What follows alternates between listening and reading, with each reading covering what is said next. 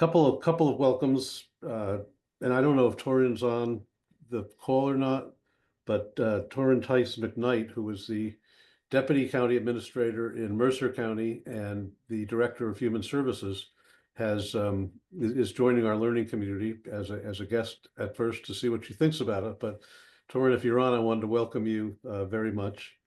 And I was trying to see if Assemblyman Atkins or Senator McKnight are on, because Senator McKnight, I saw. Yeah, I did too. Yeah. So Senator McKnight, if you are here, please greet us. She's hiding. I don't see her. That doesn't mean anything. Wow. Well, we will find her. A lot of people. Atkins, I see her. There we go. Hi, good morning. Can you hear me?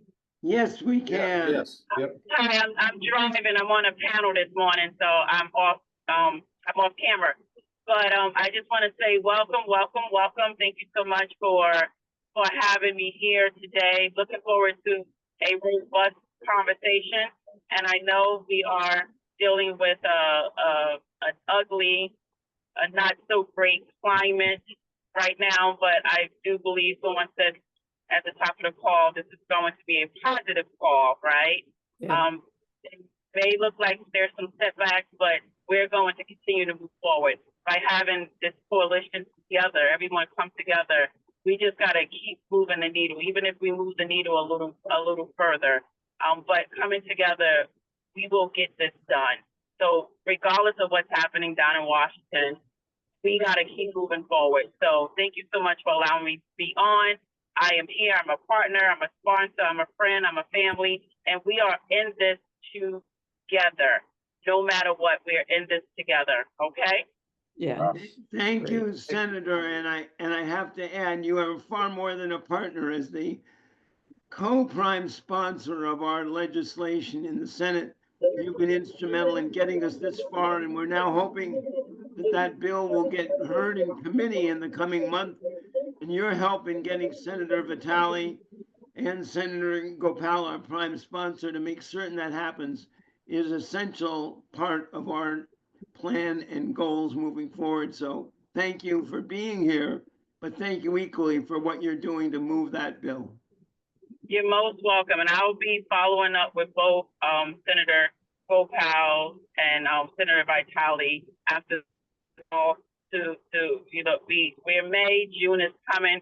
My hope is to have this done, by the budget. Come on, we need this, especially what's going on with Washington. We need to move forward and get resources in place so that you all can continue to help families in need here in the state of New Jersey. Now more than ever, the time is to do this now. 100% right. Thank you so much. Thank you so much. Is Assemblyman Atkins joined us, or maybe not yet? So when he comes on, we will hear from him. So I just have a couple of brief comments before we jump into the heart of our agenda. We are going to unfortunately have to talk about some of the challenges we're facing in the climate, and I think we have a good voice from New Jersey policy perspectives to give us the overview of what's going on in Washington.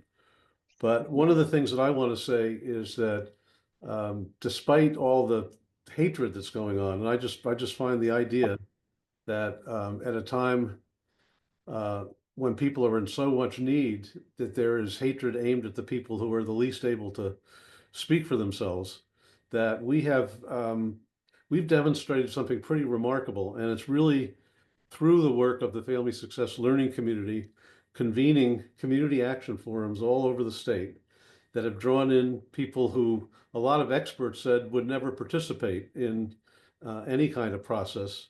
And we started off hoping to have 12 of these community action forums, and we've had over 40 now. And what you'll hear about for the bulk of this meeting is what the next stage of this whole process is going to be. But the only message I want to offer is very similar to what Senator McKnight offered, is that yes, we're headed into some pretty rough waters, but I can tell you for one thing is that love can overcome hate if we stick together. there's no way that you can put fire out with fire. You got to put fire out with water, but we need a lot of people holding water pails and throwing together. And so the message that I want to give is that no matter who we are, public, private, black, white, yellow, brown, male, female, old, young, if we stick together through this, we can prove something that's just incredibly important. So I'm begging you at this point, let's stay together. Let's keep going together. And I think when you hear about this next round of the work with the community action forums, you're going to feel really proud of the work that you all are doing. And you can see how moving forward, it can really make a difference. So that's really what I have to say today is let's stick together with love and water pails and not fight hate with hate and try to put out fire with fire, because it just doesn't work. It just does not work. And you all represent something really, really special. And I can't tell you how appreciative we all are of everything that you've been doing. So voices from the community. We had a really enlivening conversation last session. And before we get into the challenges that we're facing, any observations from anybody out in the field? Anybody want to offer any updates on what's going on out there? Rick, we'd love to hear from you as a voice from the community. You're on mute. Worth mentioning, Maria Spina has joined me from our PSEG Foundation to sort of hear about this today. I'm really in the learning mode. I know a little bit about the Family Success Institute. I certainly know a lot about Senator McKnight. I know something about Assemblyman Atkins as well, and I know a whole lot about Tim Cardin. I'm here to kind of listen and learn a little bit, and it sounds like you guys are trying to do things in the community to make some people's lives better, so that's got our attention. Maybe there's a way we can be, helpful, supportive partners, whatever the words are. I have to follow that up, Rick, and express my personal but general gratitude for your being here.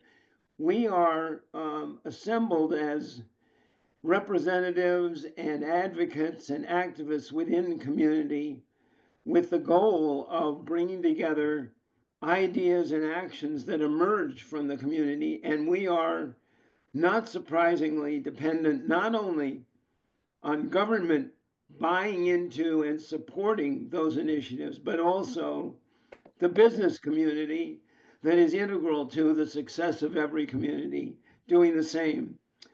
And PSE&G is a major part of the supportive business fabric of this state. And your being here is a great testament to you, to the company's commitment, but to your being willing to listen and learn. And we expect join in this effort with the resources and support that PSE&G can bring. So thank you very, very much for joining us, and for your colleague as well. We will be following up with you and her and in every way to make certain that you understand both where we are going, how this is moving forward, how exciting it is, and how PSE&G can help. And say hello to Maria Spina, everybody. You can't see her. Maria, Good morning, everyone. Good morning. morning. Apologies, a Welcome. little late, so missed the look at that. very beginning.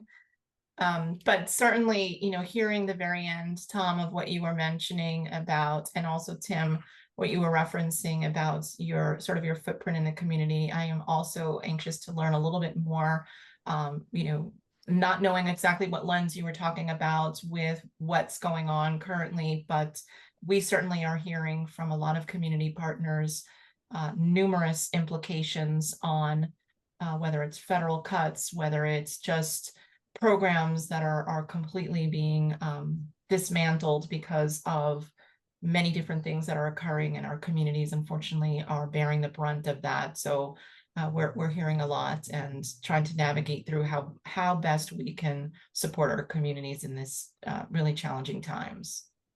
great. Ray, we really appreciate you joining us, and we look forward to continuing the conversation. So thank you very much. Thank you. Anybody else? comments in terms of what's going on out there? Dr. Davis, I know you may want to say something on behalf of the organizations you're representing because they are so crucial to progress. Well, as you can imagine, people are nervous. Families are nervous, and certainly my colleagues are nervous. We've been trying to just keep them positive, and just as you started this meeting in a positive direction, I spent yesterday with half the FSO directors. We do a leadership training every month that I lead, and wanting to encourage them that, nothing has happened yet. We recognize that we're trying to brace staff because we had not had an increase in our budgets in 10 years. And 3 years ago, we got an increase of $200,000 per FSO, which 80% was agreed to be allocated to bring in new staff, new parents to support other families. And so now we're in danger of losing that $200,000 times 15, which means that we will lose staff across the board. Additionally, with the state, the Department of Children and Families and Children's System of Care, we had been leading an initiative with them to standardize the FSOs, which we thought was a good thing. But they decided to get together without us at the table and send us recommendations for what the standardization would look like. And they've unilaterally reduced services to families, going from intensive to moderate, from working with a family that's in need every week to working with them every 2 weeks, and a family that we'd work every 2 weeks working once a month. And so we're getting ready to advocate, and we're going to come to you anyway to support our efforts to say to the state, we will not allow you to let us lose federal money and push back on services to families that actually need our help with their children. So that's where we are. Okay. Dr. Kathy Collins, I see you nodding your head. Do you want to pipe in? I'm just reminded of 20 years of the Children's System of Care, the FSOs getting the short end of the stick, mostly because they can't be funded the same way as agencies can. But it really, good luck, DeLacy, in getting your resting back your power of knowing what your families need the most. One of the things that we're doing in Monmouth is that the agencies are all, every kind of agency, human service agencies are getting together to predict what our losses and our strains might be going forward. So it sounds like a depressing thing, but it may be an opportunity for people to join together or to support each other in ways that could be surprising in this moving target of Medicaid. So mostly Medicaid, but SNAP and all the other benefits. So it's something new. I mean, all the agencies getting together to share our fears and in hopes of us being better prepared for whatever comes down. So I think that's an interesting development in Monmouth. Anybody else before we? I would just like to comment to Dr. Davis that, we did 3 community action forums at the Monmouth FSO. We did it with the youth group, we did it with the parents, and we did it with the parents who were Spanish speaking, the families that came.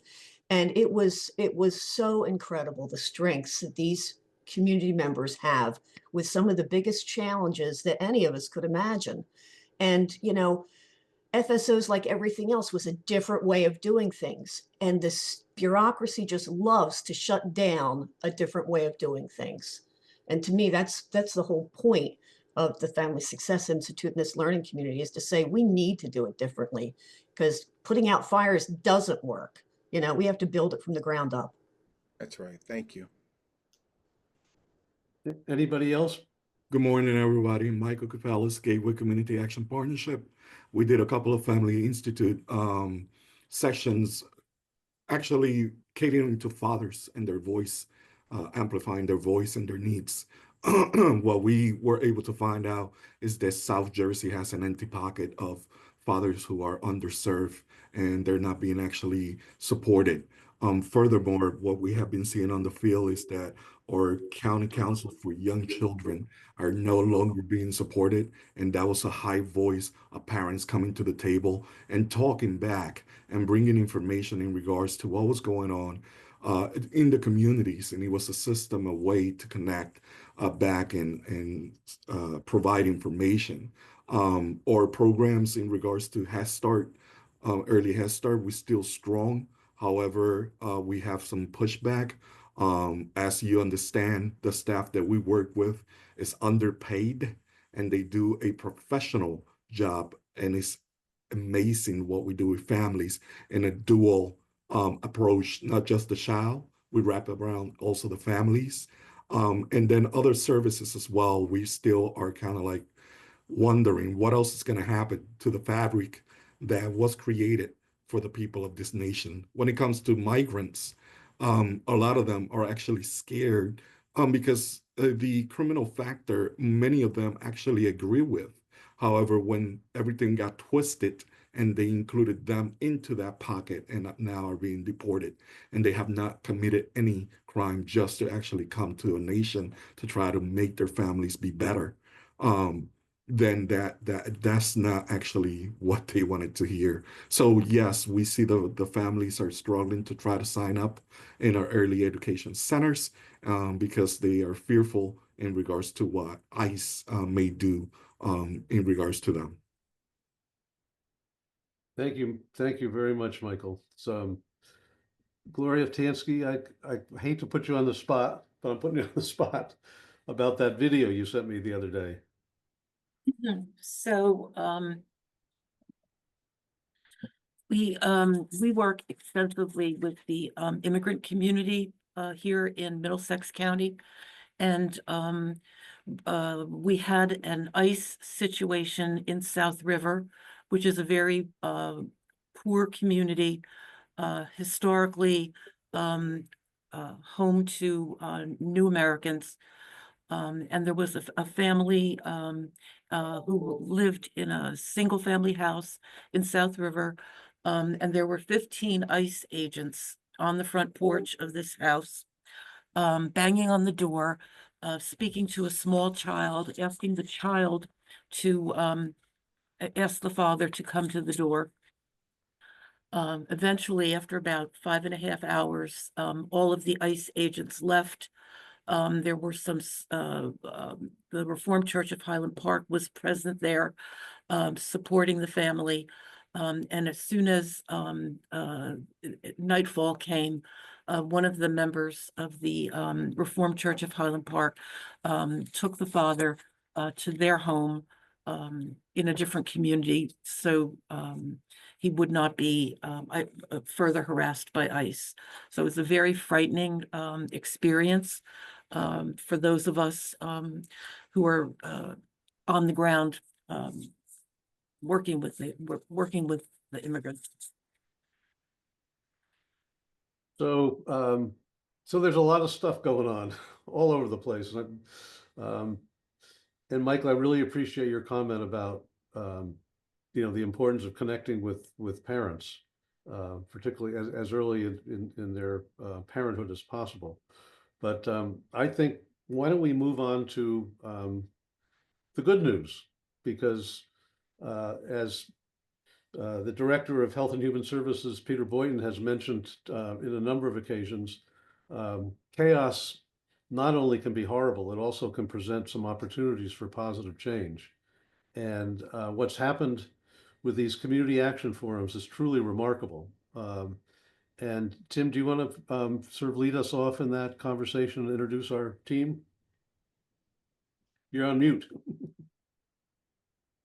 I'm happy to do that. It is a very brief introduction to this audience because so many of you have had some contact with Erica Harris DeValve, who has headed up the Community Action Forums initiative from its outset over almost 3 years ago, and has grown something that was originally envisioned as being a modest testing of the waters of community engagement and community action into something that is really unusually robust and, in terms of its output, profound in terms of the commentary that has emerged from these small group gatherings hosted by trusted local agencies, eliciting comment, thought, inspiration, and ambition from individuals and communities. What are the hurdles? What are your life goals? How do we recognize that the public in large and the public sector in particular is not doing its job by creating the opportunities that need to be there for you and to provide the pillars and supports that would enable you to achieve them, nor are we doing an adequate job of removing the obstacles. In fact, in many instances, we're allowing them to grow or even encouraging their growth to limit opportunity. Well, the results have been really significant. And for those who haven't either participated in one of these or seen some of the recorded sessions, you will understand when you do that we have tapped into something that is more than simply community voice, in quotes. It is the start of a transformational change. And we are in the midst of uplifting that change into not just government, but across the board in our state, creating what will be a more equal and more opportune environment. And our next stage in all of this is one of assembling some of those community action forum participants, members of this learning community in particular, and people that you are working with into regional forums that will have particular skill development and agenda development components, which both Kathy Rowe, who has been instrumental in leading many of these community action forums, and Erica, who has overseen the development of the project, are now going to share with us where that process stands and how all of us can contribute to its successful execution. So onward, Kathy and Erica. Thanks, Tim. Hi, everybody. I'm Erica, Director of Strategic Initiatives for FSI. I just prepared a few slides to give us kind of a visual anchor as Kathy and I talk through what's coming up with the regional meetings. So Kathy, I figure we can just kind of bounce back and forth and jump in whenever. That's great. I'm gonna go ahead and share my screen. Here we go. Okay. Can everybody see okay? Great. Okay, cool. So we're going to be moving into, or have moved into, the second phase, what we're calling the second phase of the Community Action Forums initiative. So the first phase, I think many of you are familiar with because many of you supported us in doing it and hosted these Community Action Forums. But the first phase was very local. We did local community conversations, community-led conversations in partnership with trusted organizations across the state. And so those conversations, as Tim mentioned, really focused on not just eliciting the thoughts and opinions on what is wrong with our communities, with what's going wrong with maybe families, communities, experiences, but also really creating an intentional space for folks to imagine, engage their imaginations, and express what their aspirations are for themselves, their families, and their communities. And so that was really the focus of that first phase. And we really tried to be intentional about capturing those thoughts as authentically as possible. And so a lot of those were captured on video.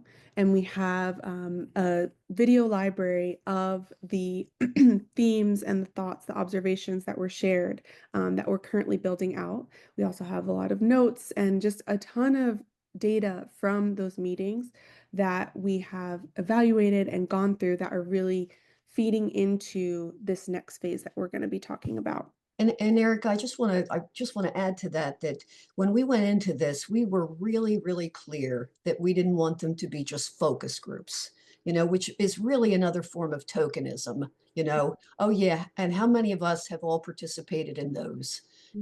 Tell us what's wrong, tell us what you need, and yet nothing ever happens. And we were committed that in this process, it would not just be that these community action forums would lead to the next step. And that's what's so exciting about the upcoming regional meetings.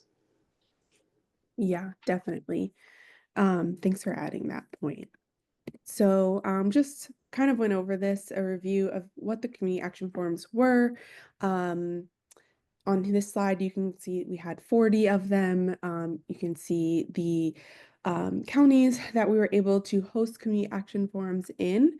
And then another thing I just want to point out, because it leads into the regionals, is that, you know, we encouraged folks to think about choosing one of kind of 5 primary themes that were based on the FSI pillars.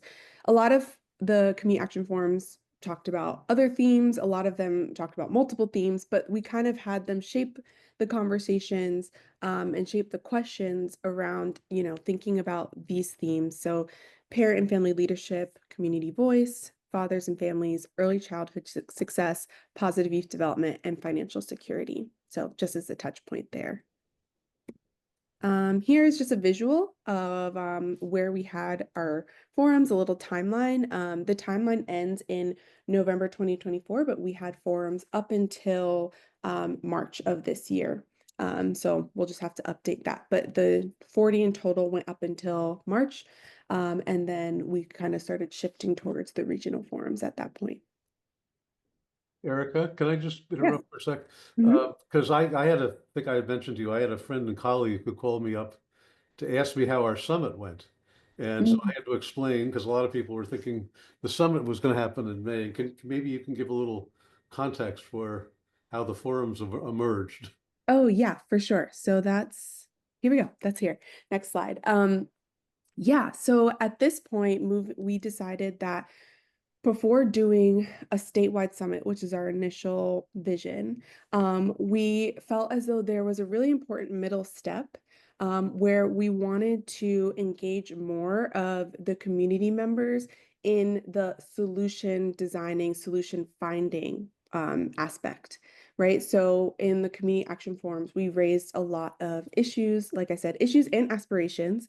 And so we felt as though there could be a middle step that combines not just you know, connection, right? We think it's really important to connect folks who are within the same region for community building, power building, etc.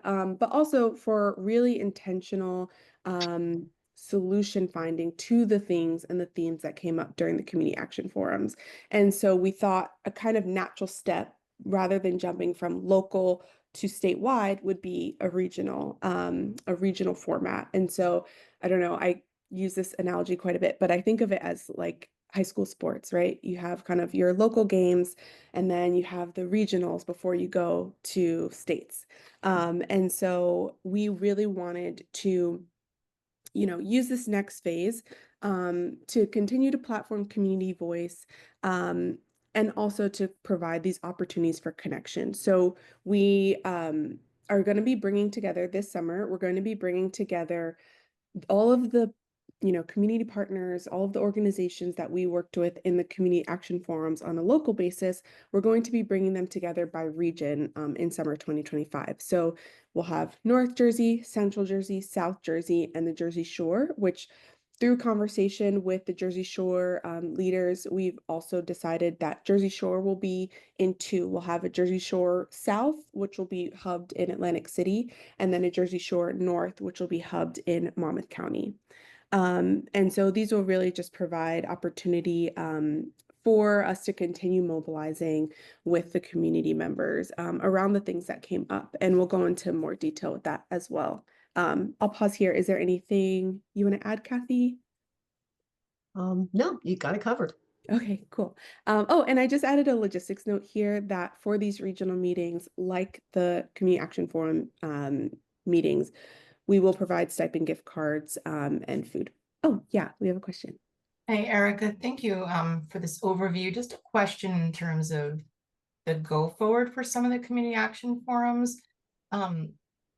Clearly you're listening to the community and there's certain action items that would come out of it, but are there opportunities in any of these where there could be speakers or, you know, some representation? Even we have a whole affordability campaign that's going on right now where we're trying to make sure that we're sharing resources for our customers that are facing any kind of challenges with payment assistance and other types of energy efficiency, other types of programs that we offer. And I'm just wondering if there's an opportunity for tabling at, or even speaking at some of these forums to provide some of that information.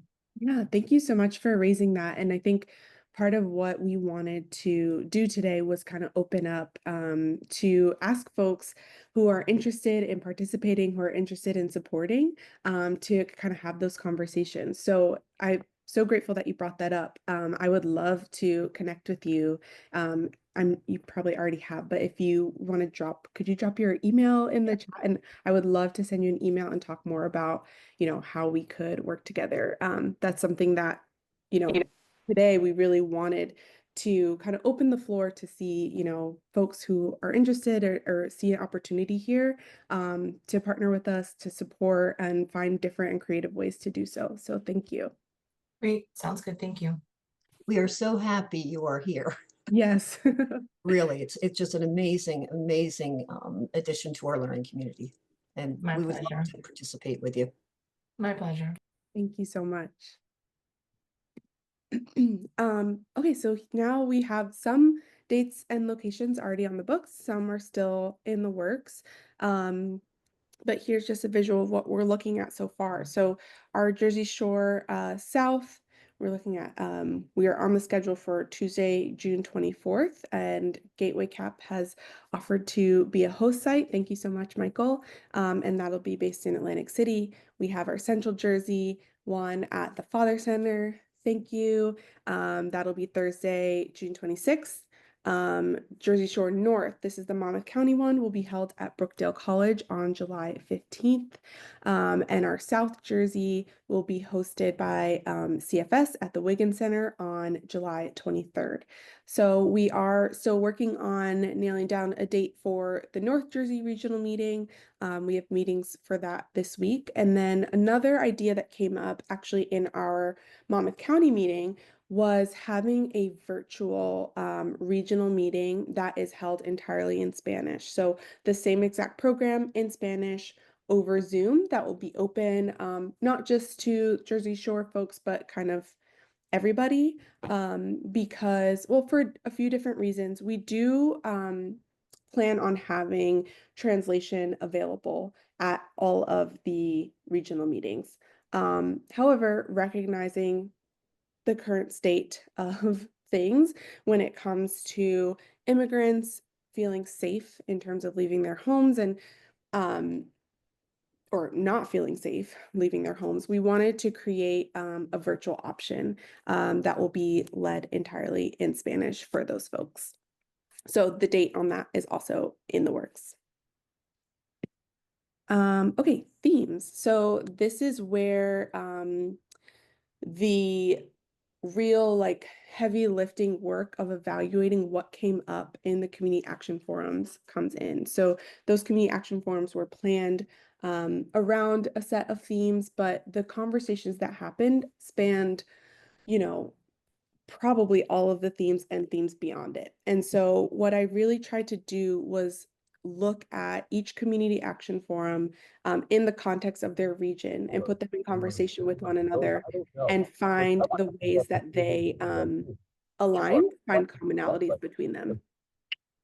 So here you'll see that North Jersey, we're going to be, for the regionals, we're going to be focusing on community voice and community organizing.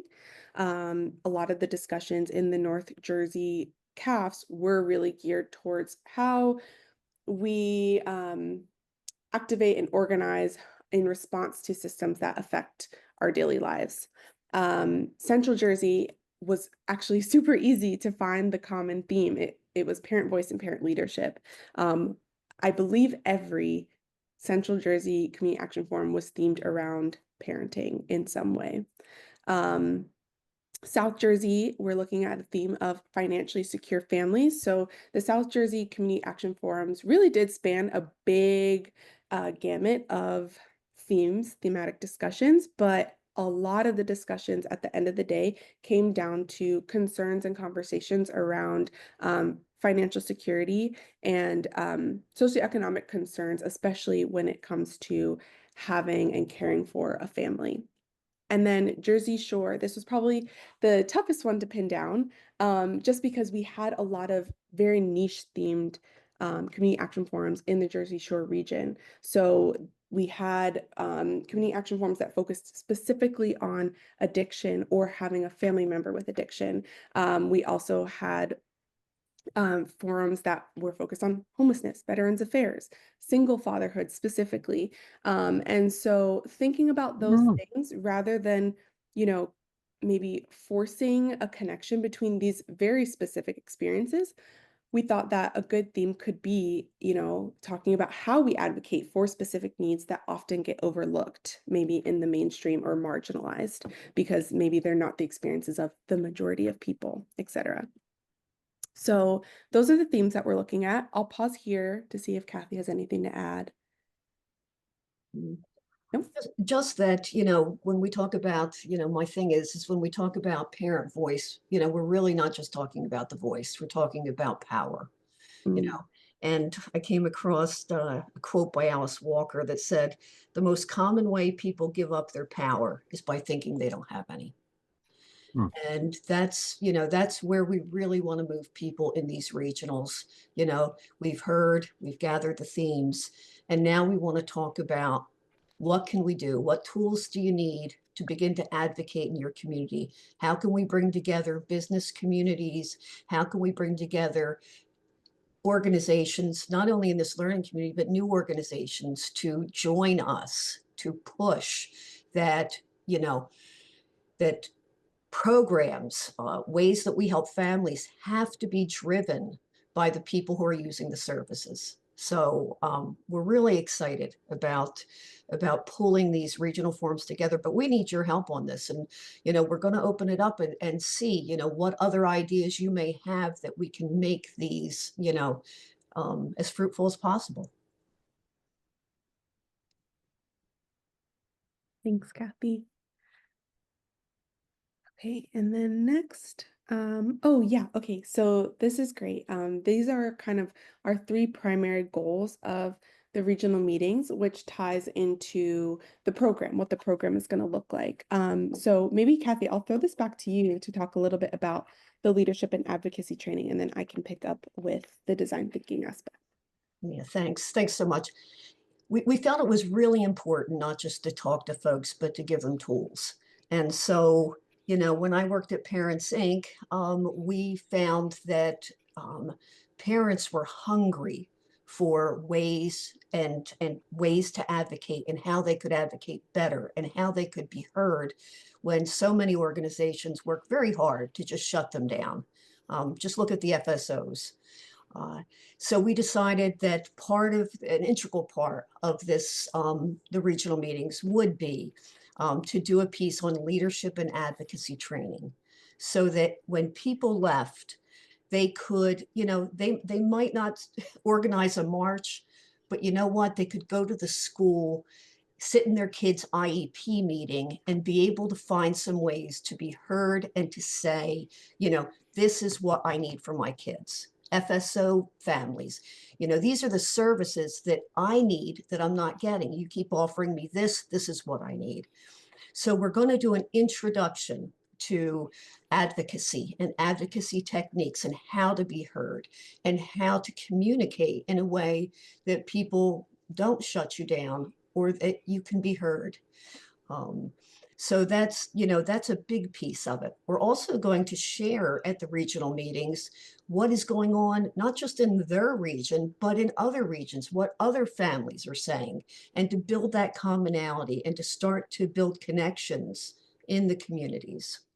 And then we're going to talk about, after that, we're going to talk about how do we build solutions? How do we, what skills can we have so that we can be heard and say, you know what, I've been a parent of a disabled child and I know a lot about what children need. So how can we use the community members to drive solutions? And that's where the community design solutions came in. And Anita Voigt at Brookdale Community College, who is a member of our committee that's, putting these forums together, has been an incredible help for us. And she actually came up with, let's use this process to provide a skill set for the attendees so that they can, find different ways to figure out problems. And Erica, that's your baby. Yeah.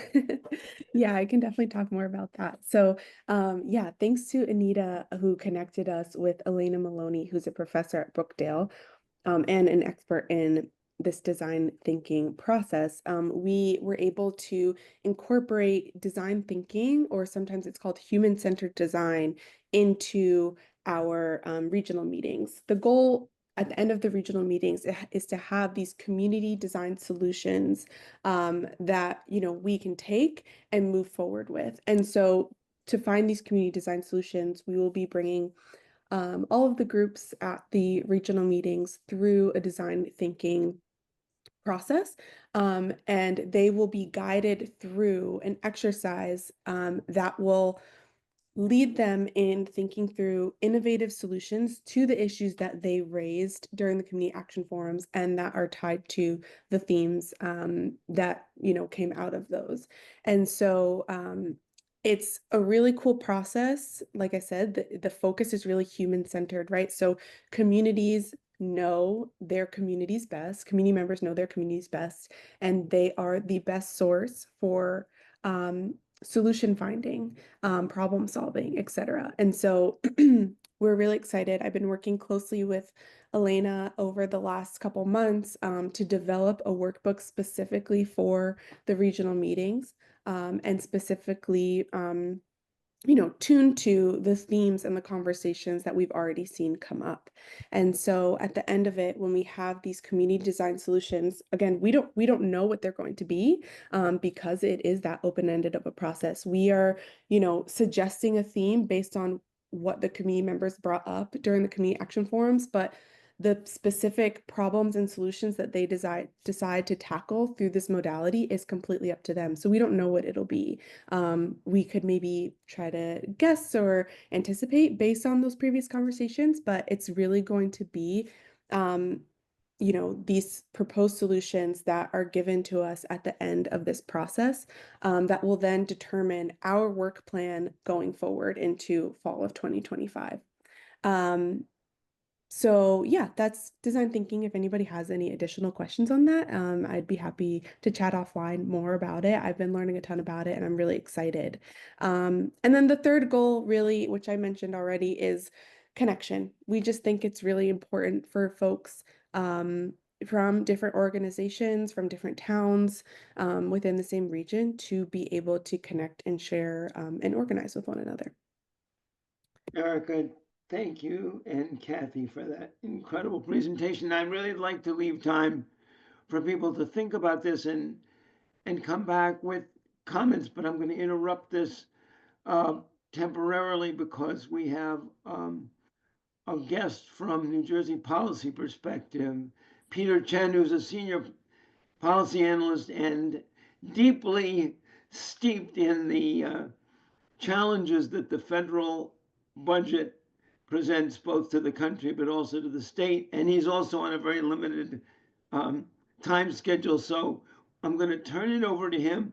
I just want to remind everyone that as you listen to what that presentation represents, it is so apparent that this is the foundation of a bottoms-up, grassroots to the top way of looking at how do we solve the challenges that we all recognize and see every day in our communities that sort of that create inequity and the absence of opportunity. And how do we create a forum in which those ideas can reach the point where they can be realized and acted on by those with the authority and ability to make those changes happen? So Kathy, Erica, thank you for that presentation. Let's come back to it. And Peter, thank you so much for joining us. And the floor is yours. Thanks, Tim. Thanks, everyone. Glad to be here. Mary Coogan suggested that I would come to the group and obviously work with Mary for many years at Advocates for Children. So I'm very happy to be here. So I mean, in broad strokes, the reconciliation bill, which is currently moving through the House of Representatives in DC, would mark probably one of the most significant shifts in how the federal government relates both to states and to residents of the country than anything in our history, certainly anything in my lifetime. The proposed cuts to Medicaid, although they primarily are focused on the adult population, the so-called expansion adults, they would nonetheless result in a huge reduction in Medicaid funding for the states, somewhere in the area of $3.6 billion for New Jersey, based on DHS's estimates. Now, although a lot of that will come from adults losing coverage, which again, on its face is bad, it will also result in other kinds of cuts to parts of Medicaid's programming overall. The addition of work requirements, for example, will make it more difficult for people to be enrolled and stay enrolled. The work requirements program will also have to be administered by DHS, which will cost money and which the feds are not kicking any money into in the current version of the reconciliation package. There's also a proposal to cut about $300 million $300 billion with a B in SNAP benefits over the next 10 years. The way that this works is the feds would reduce how much they spend and expect the states to pick up a state match. So for New Jersey, that would be about $100 million annually that we'd be expected to make up on our end. And again, puts substantial strain on the state budget, which, as we know, is already stretched very thin, and puts at risk a number of anti-hunger programs that New Jersey has implemented over the years that sort of augment SNAP. For example, the minimum $95 benefit, expanded school meals for kids who are outside of the traditional poverty income range, and makes it harder to implement anti-hunger programming at the state level. Now, some of the worst cuts to child welfare have been staved off in the current version of the bill. Specifically, there was a proposal to entirely end the social services block grant. That seems to not be included in the House bill, and therefore the sort of worst outcome for child welfare has been avoided, as was a proposed 10% cut to TANF. Because, as you know, New Jersey uses its TANF dollars for a wide range of programs, not just cash assistance. NJPP has for a long time advocated that we should use more of it for cash assistance, but that aside, those proposals are not part of this program. However, I think the threat to the state budget is very real. And as we've seen in state budgets recently, there's always, an eye on cuts. We saw, for example, this year, the school-linked youth services, what is it called? The hubs. The funding in this year's proposed budget from the governor's office reduces the state funding from the general fund and moves it from the cannabis fund instead. So there are other sort of money shifting attempts trying to reduce some of the financial impact on the general fund. And again, if we get less money at the state level, the state will have to make cuts elsewhere in order to make up for it, in order to preserve the level of coverage that people have. Or people have to fall out of coverage, which may mean additional state costs, like higher charity care costs at hospitals, higher funding there. One thing I wanted to flag in this year's state budget is that there is a slight reduction in Family Success Center funding from about 16 million to 13 million. But there was a kind of quirk in the commissioner's testimony where you mentioned there were 54 Family Success Centers, but the budget says 57. I don't know what the difference is there, and I don't know what the funding structure is, but just wanted to flag that as a passing note. But broadly speaking, I think the risk to kids in the federal reconciliation proposal is substantial, especially because of the potential loss in funding to states overall. And we've seen in states that have implemented work requirements for the adult population that it starts to have impacts on health insurance coverage for kids as well. We saw this in reverse in New Jersey. That is to say, when we started the expansion for adults, child uninsured rates declined as well. And so there's, as more adults in homes are, as more adults in families are insured, it is more likely that they're going to go through the application process for kids as well. And so as adults fall out of coverage, it stands to reason that the kids might fall out of coverage as well. Similarly, we've seen some of this with the Medicaid unwinding. And one thing that the federal bill does in order to reduce Medicaid costs is basically raise administrative burdens. The paperwork is worse. There's more redeterminations. It's every 6 months instead of every 12 months. So now you've got to get all the paperwork. What if you work part-time? What if you have cash, cash income? Putting all that paperwork together is very challenging for anyone under any circumstance, let alone when they're also living in poverty or also on the borderline of poverty. And as we know in New Jersey, there are many people who are above the sort of traditional poverty thresholds who are nonetheless really struggling financially because of our high cost of living. So I want to pause there and allow time for questions because this is moving very quickly. And I do think that it's sort of flown under the radar. I guess like House advances tax and budget bill is just like not a headline grabber. And there's a reason why it's moving sort of in the dead of night, right? They voted on the House Budget Committee advanced it at like 11 at night.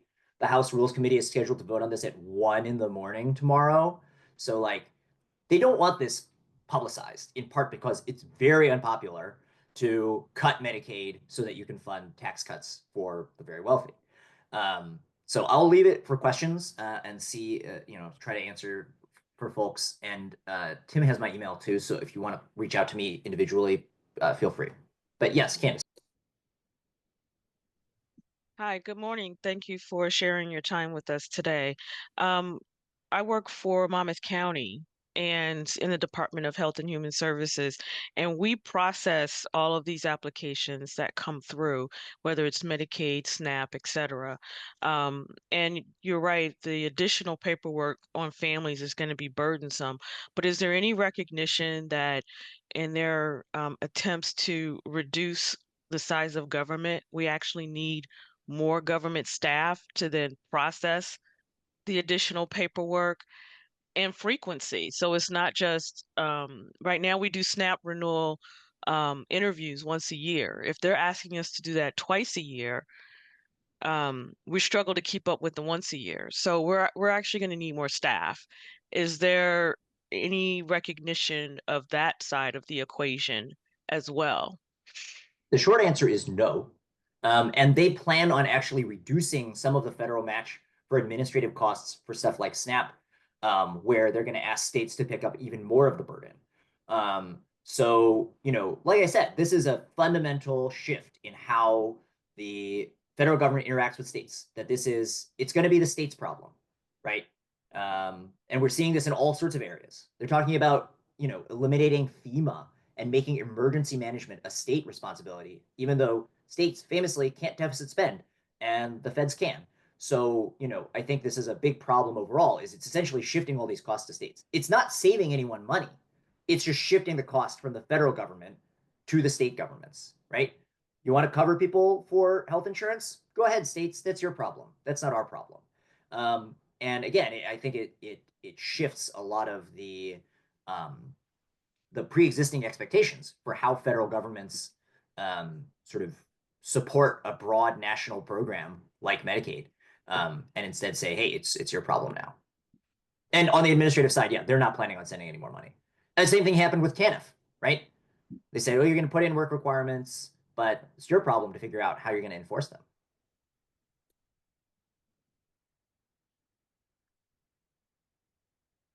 Other questions? Peter, I have a question for you, because this, and I think you just illuminated this, because everybody's focused on federal cuts, but what's happening at the state level to bring people together to look at this holistically? Is there any method at the state level that people are looking at this? I mean, I think DHS has done a very good job of putting together like what the impacts would be on just like on both on the state budget and on like how all of these programs would work overall. But thus far, the strategy seems to be on the part of the legislature and certainly folks that we've talked to is, well, let's just hope the worst part doesn't happen. And like that's where we're at, because I think it is frankly difficult to contemplate the level of disaster that this might entail. And one thing about the way that the bill is written is it delays the work requirements for Medicaid, for example, until 2026, right after the election, midterm election, I might add. So, you know, like some of the costs are, some of the cost savings, in quotes, are backloaded to like the 2029, 2030 part of the 10-year window. And so some of those cuts won't hit immediately. And I think, you know, we're New Jersey, we're a 1-year budget state. We are only looking 1 year ahead. If we can keep this year's budget, then we'll worry about the next year's budget the next year. And so there hasn't really been a sort of more comprehensive look at what might have to happen as a result. One thing I will add, though, is that we have started seeing some folks who have maybe historically not been super active in advocating at the federal level or with their congressional delegation, really making outreach in that regard, because the threat is so salient to them. Thinking about, you know, food banks reaching out to, you know, all these sort of like social safety net programs, nonprofits that have historically counted on federal aid that have gotten cut and that are reaching out to their federal delegation. But, you know, on a bill like this, I don't even know, you know, what, I think every bit counts, you know, particularly if you have, can reach out to, you know, Kane and Van Drew and Smith. But I mean, so much of this is governed by national sort of trends and not by, you know, look, for all that, you know, Van Drew's party switch changed a lot of his voting behavior, he still really did, you know, we went back from when we worked with him at Advocates for Children back, you know, a lot of groups worked with him for a long time over the years. His district has a lot of Medicaid population, a lot of SNAP usage, but, you know, national trends are strong. And so we'll see how the vote actually goes. But I do think that it's worth talking to folks and really elevating just how much of a crisis this could create, because it is flying under the radar. Well said. Okay. Any other questions for? Yeah, Peter, I just have a comment, and you know, it goes to what you were talking about with the cuts to family success centers.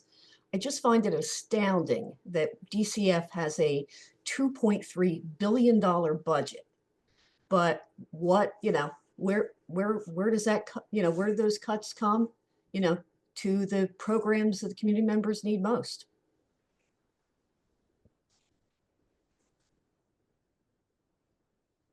Yeah, and I think what we're seeing overall is a sort of preemptive hunkering down, right? Of trying to slash spending where, you know, I guess slash might be extreme, but certainly trim spending on a variety of programs, many of which are popular, many of which the governor even supports. But he's saying like, well, we gotta find a way to close our deficits because there could be these federal cuts coming. We really need to have our surplus around to help fill these gaps. Now, my understanding is, and my hope is, that the legislature will restore some of the cuts from the governor's budget. But the legislature, I don't think, is planning on making up for the revenues that you have to have in order to balance the budget. And so, again, that leaves the state in a difficult position fiscally if the federal cuts come down, because then you don't have any surplus left, right? Our bank account, our savings account will be drained at exactly the moment when we might need it to patch over, you know, the federal cuts to come. But I think, you know, there's been conversation that there might even have to be a special session, the way that there was for COVID, where they have to pass a different budget after, if the federal cuts come through and are immediate enough that they have to revise some of the more than just a typical sort of supplemental appropriation bill. So just flagging that as a possibility. I don't think that's a very likely possibility, simply because most of the federal cuts, like I noted, are backloaded, so they wouldn't hit until 2026, 27. But, you know, who knows? I mean, this thing is moving quickly and quietly, and all these amendments could drop tomorrow. They could drop this afternoon, and, you know, they could vote on it in the middle of the night tonight, and that could be it. So again, there's a long road ahead for this bill. It still has to go to the Senate. It's a reconciliation bill. It's all sort of like weird Senate procedure that has to go on, but just flagging that's.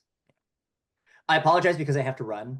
Thank you. But Tim, if you do have, you have my email, so if folks have questions, if feel free you to don't reach out to mind, me. put your email in the chat as you're leaving to NJPP, which is a really outstanding organization in its analysis of both opportunity and challenge in the budgetary framework, both state and federal. Thank you, Peter, for your time and for your dedication to this. It's really, we all know the headlines, but understanding what they represent in terms of serious alteration of the status quo is just terribly important, and we appreciate your taking the time to join us.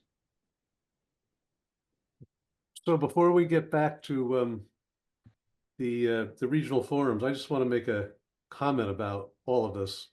It's insane that we are planning year by year for something that's going to have long-term impact, and it's something that the Family Success Institute can play a role in. We did a budget analysis a number of years ago, but what our strategy is not more or less of the same, but a profound different way of looking at allocating resources so that families get what they need, so they don't keep driving up the costs, but actually can hold the costs down. And I'm looking at another friend and colleague of mine, Lynn Seward, who just recently completed a behavioral health plan. And the behavioral health plan had to recognize the mental health crisis that everybody's talking about. But the heart of the mental health program is trying to invest in community activities so that people aren't freaking out all the time. And I don't know, Lynn, if you want to make a quick comment about that, but I'll give you the opportunity if you would like. Morning. Thanks, Tom. Yeah, I think, recently, people are really trying to come together and be creative in the solutions to bring people together. And so a lot of the work that we've been doing really is to just get people in the same room and talk about what they're going through so that they're not feeling alone in this uncertainty. So again, everything that we're looking at right now, we're referring back to the behavioral health plan and looking at creative solutions to address the way people are feeling right now. And I think that idea runs through the whole family success movement and idea, which is to invest in people so that they can do well and become as self-sufficient as possible, rather than having a budget that is this fragmented, siloed budget that keeps growing in response to crisis because people don't have what they need in the first place.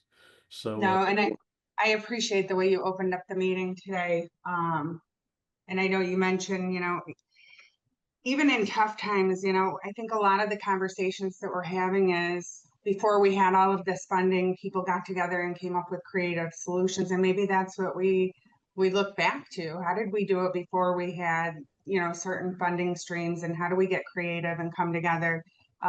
Whether that means merging or,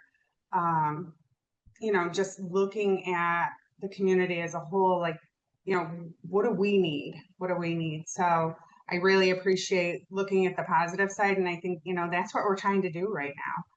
Instead of looking at all of the negative and taking in all of that negative, we're putting out all the positive that we can. So I really appreciate that, Tom. great. Thanks so much, Lynn.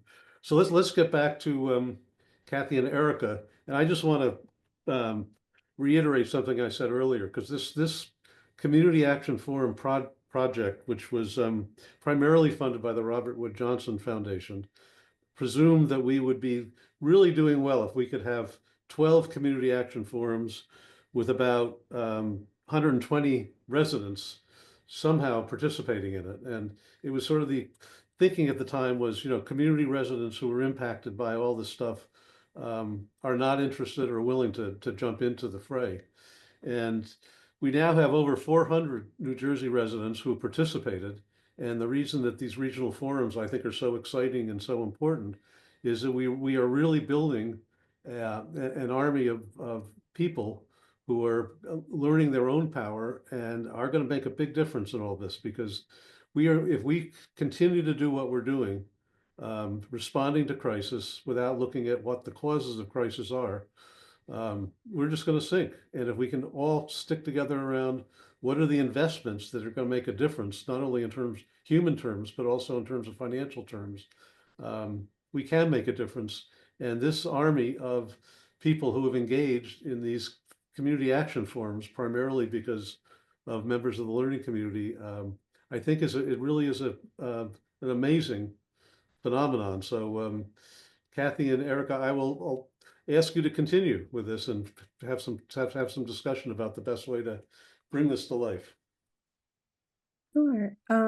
So really we're just on the last part of it, which is talking about what our next steps will be. Sorry, allergies.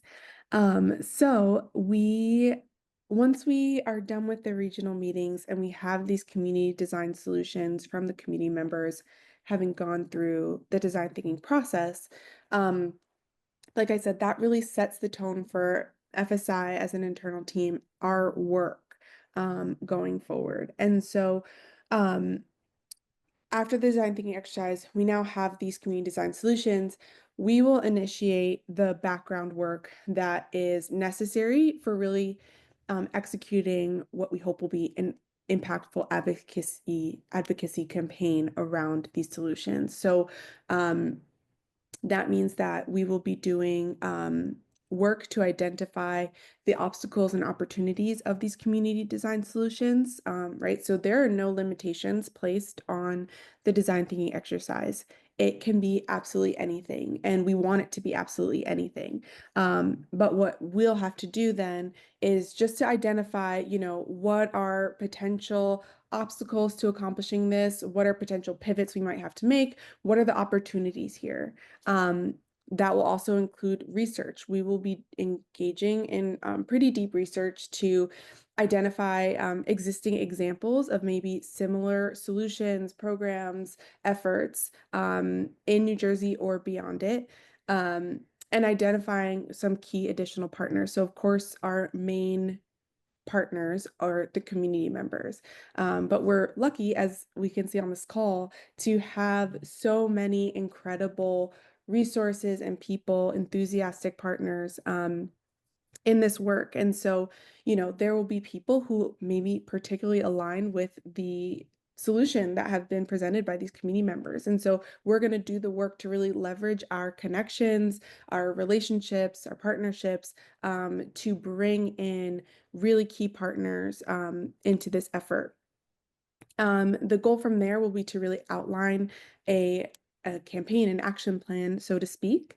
And then we want to have a follow-up virtual meeting with the committee members by their design solution, and really workshop this proposed campaign with them, right? So refine it, get their ideas, get their thoughts on it, and also engage them in creating an advocacy plan, right? So they have this opportunity then to re-engage what they've learned from the advocacy and leadership training in this pretty hands-on way.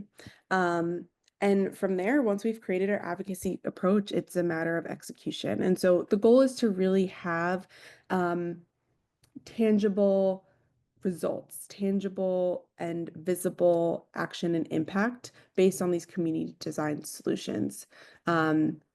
And we have kind of a work plan. I'd be happy to share it in more detail, written out with anybody who is interested, especially as, we are looking forward, and I imagine that many of you will be key partners in this effort. So, And, Kathy, and one of the, one of the anything around reasons, that?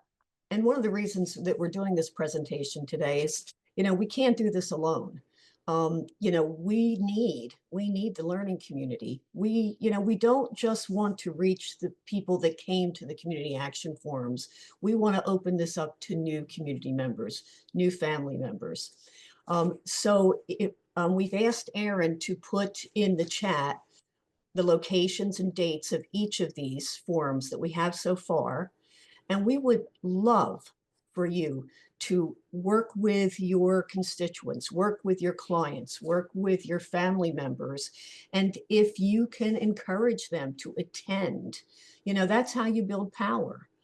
Power is in numbers.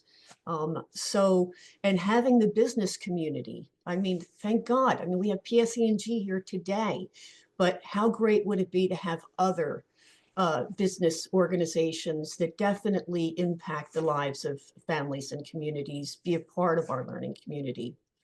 So I'd kind of like to open it up and just ask, does anybody have any other ideas on how we can build these successful forums, or how you could support this, or how you'd like to be involved in it?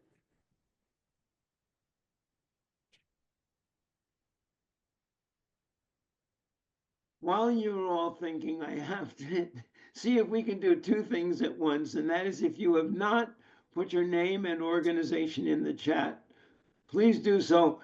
We finish these meetings and want to find ways to communicate not only with our broad network of the learning community, but often specifically by way of thanks or further information with those who are able to participate in these meetings.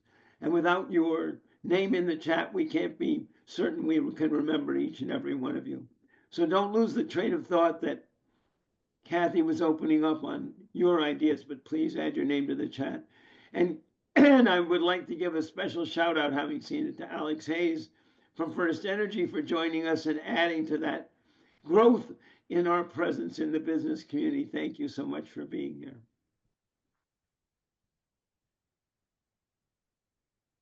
Any questions, any thoughts about, how you might get some more people to our forums? Yeah, one thing I thought about is potentially, at least for Trenton, representing Central Jersey, is to perhaps get the city involved. Because I think that if we can get on their communications calendar, I think it would be, we can get a lot. We get a lot of folks from the community to attend this event. Yeah, that would be fantastic. We've also reached out to the Mercer County Executive's Office to see, if they would like to come and welcome, get involved. The more people we can bring in, the stronger the forums will be.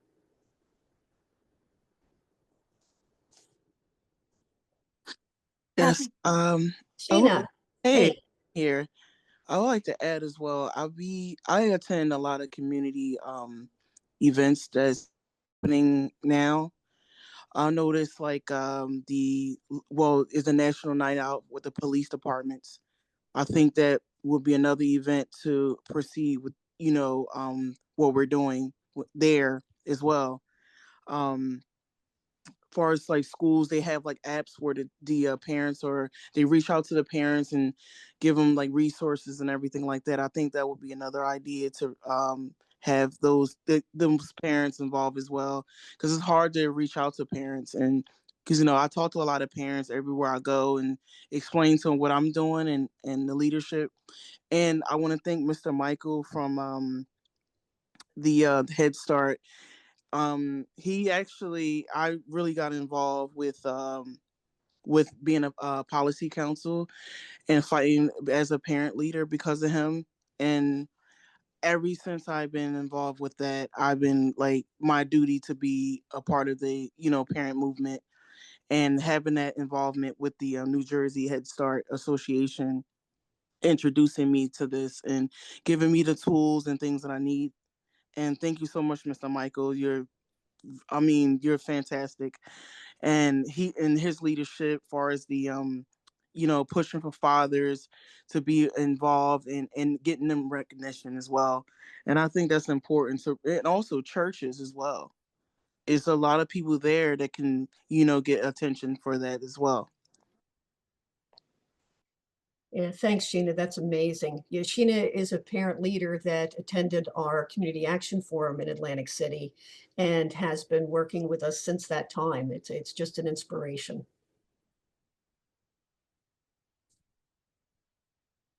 I think you may want to capitalize on the county council for young children now that they are losing their budget, unfortunately, and maybe get those parents that have been coming to those settings and become part of the Family Success Institute, because they've been working towards resolution-prone conversations in regards to what's going on in their particular areas and cities. So that'll be a good, thing that we could do.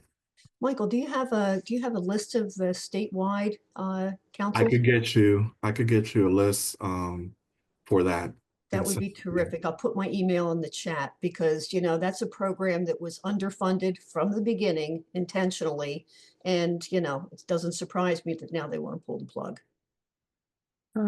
I saw a hand, I think Alex Hayes had her hand up. Can you guys hear me? I'm on a weird, I don't know which Yes. audio I'm, Yes, we okay. can.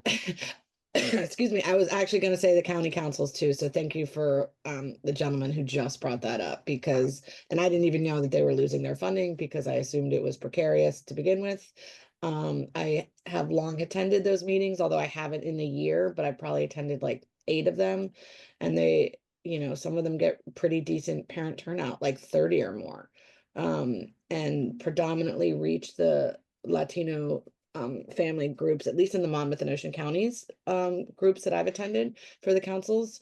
They have a good turnout. My other suggestion was just going to be that I put in the chat, there are, you know, some community groups and some community responses happening. Like there's one today in Asbury that's kind of being coordinated through a grant funded program through Hackensack Meridian. So I put that info in the chat.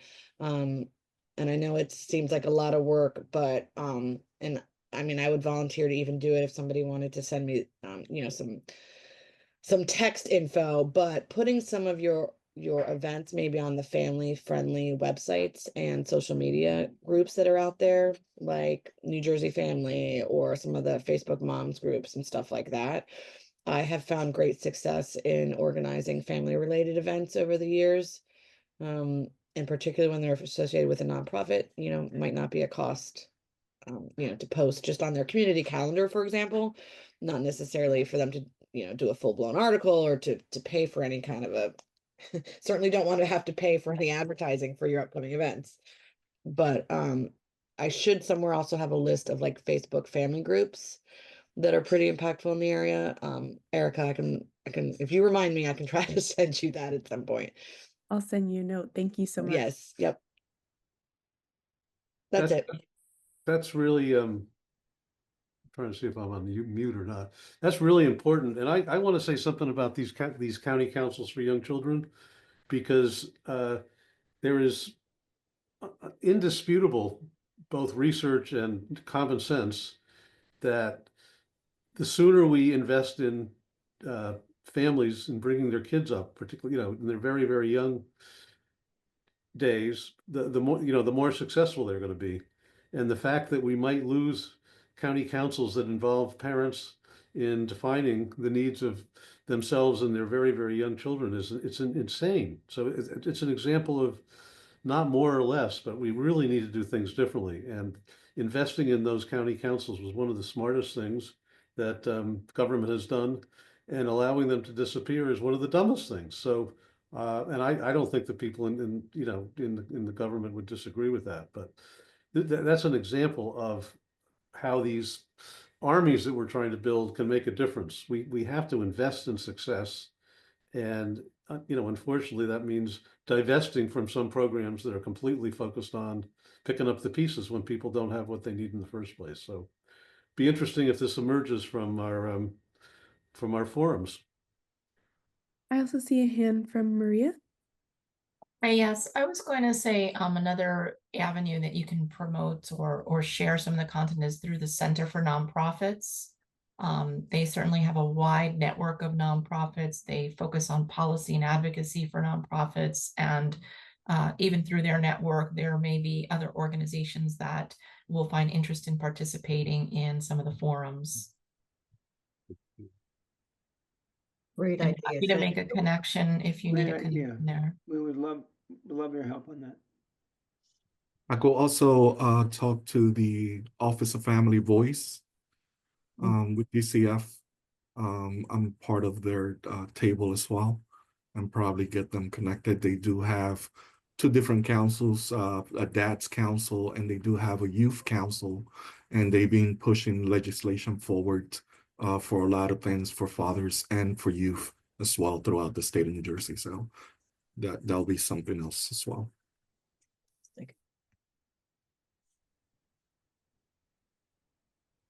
You know, I should mention Christine Idlin is, I think, Christine, are you still on the?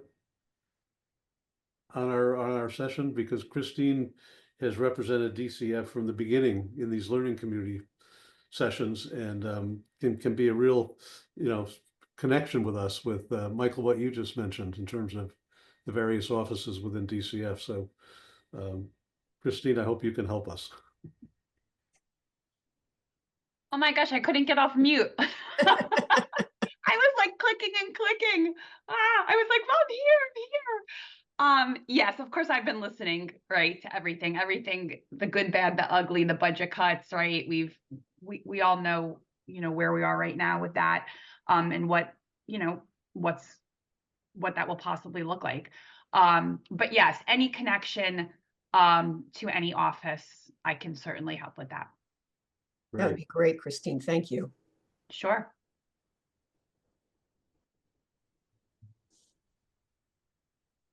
So any other thoughts? One of the things that I think we would really be interested in you all to think about, not only now, but sort of going ahead, is that as this movement grows and gets broader, it becomes more complicated to manage.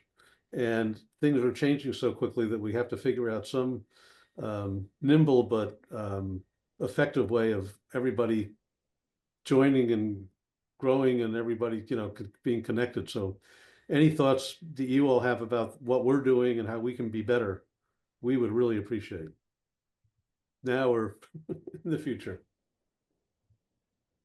As far as the regional meetings, I'm not sure if we do a community leaders planning meeting. It's about maybe 20 to 30 of Monmouth County leaders. We get together and we talk at least once a month about what everyone's doing and what we plan on doing. So if there's some type of flyer or anything like that, so we can let our people know about the regional meeting or a registration or something like that, that would be helpful, I think. Thanks, Evelyn. Yeah, I will send you all of that information. Yeah. Okay, And awesome. if you want anybody to come speak at the meeting, we could do that too. Okay, awesome. Thank you so much. Okay, Tom, I guess we're throwing it back to you. Anybody, any other, oh, I see that Thomas Owens is on. Thomas, are you with us? Thomas has been a voice of. How are you? Yeah, apologize. I'm back. I had to handle some family stuff, so I'm back in the loop. Please offer us your wisdom.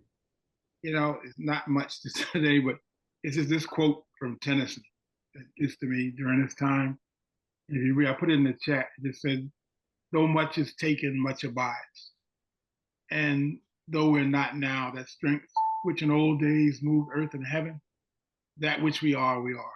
One equal temper of heroic hearts, made weak by time and fate, but strong in will, to strive, to seek, to find, and not to yield." And I just, that's been like a wind at my back this year. I just wanted to send that to everybody as encouragement. Well, thank you. Thank you. And it's great to hear your voice. Thank you so much for offering that to us. And I guess we're ready to wrap up. It's 10 o'clock, and thanks everybody for, jumping in and spending the time with us. But I think my final thought is that we have a lot of strength in this group, and it's growing. And as I mentioned at the beginning, we cannot fight hate with hate, and we can't fight fire with fire, but there is strength in love and connection. And if we can find ways to connect with one another, formally, informally, any way we can be the vanguard of changing something for the better. So I really appreciate everybody joining us today, and we look forward to moving ahead together. Thanks so much.